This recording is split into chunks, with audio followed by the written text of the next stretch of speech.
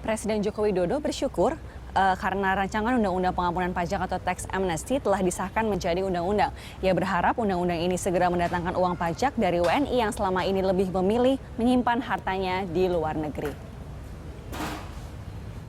Setelah teks amnesti disahkan pada 28 Juli 2016, Presiden Joko Widodo menekankan bahwa pemerintah kini tinggal mensosialisasikan kepada para WNI yang selama ini menyimpan hartanya di luar negeri.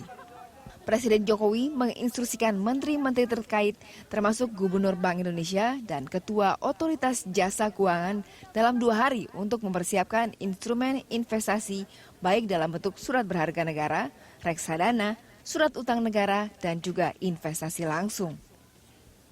Kendati demikian, Presiden Jokowi belum bisa memperkirakan berapa besar pendapatan yang akan masuk. Menurut Presiden, mengkalkulasikan pendapatan yang akan masuk tidaklah mudah.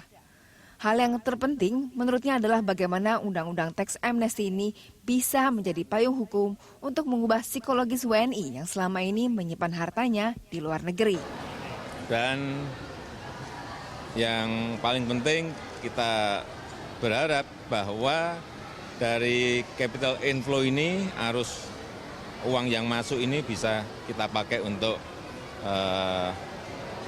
menyelesaikan infrastruktur yang belum selesai, sehingga nanti juga akan diterbitkan infrastructure bond. Ini akan menampung uang-uang yang masuk, dan kita berharap nanti setelah itu masuknya di portofolio, entah di SBN, entah di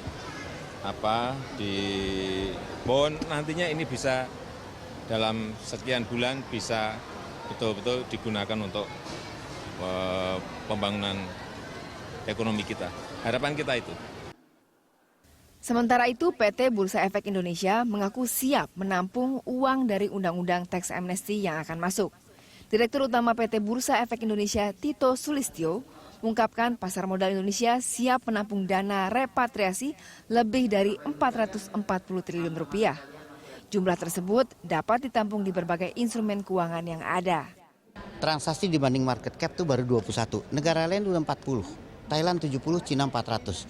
Jadi kalau velocity kita bisa naik 40% aja karena ada dana masuk, kita masih kuat. Sampai 70% velocity kita masih kuat. Availability komputer kita juga kuat. Artinya kalau 70% dari 20, 3,5 kali, transaksi sampai sekitar 20 triliun pun pasar ini masih ada barang, masih kuat. Masih ada. Tapi kalau tambah 20 triliun per hari, dikali 22 hari sebulan, itu kan di atas 200 triliun aja masih siap untuk saham yang ada. Sementara itu ada saham yang mau IPO aja udah banyak sekali mendaftar, dan itu masih ada siap. Pasar modal siap. Tito memperkirakan pasar modal Indonesia dapat menampung lebih banyak dana repatriasi lagi. Hal ini dikarenakan masih ada beberapa perusahaan milik negara yang akan mencatatkan namanya di papan bursa.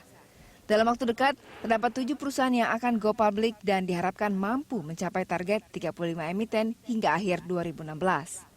Dengan demikian, indeks harga saham gabungan atau IHSG juga diperkirakan dapat mencapai level 5.000. Tim Liputan, Berita 1, Jakarta.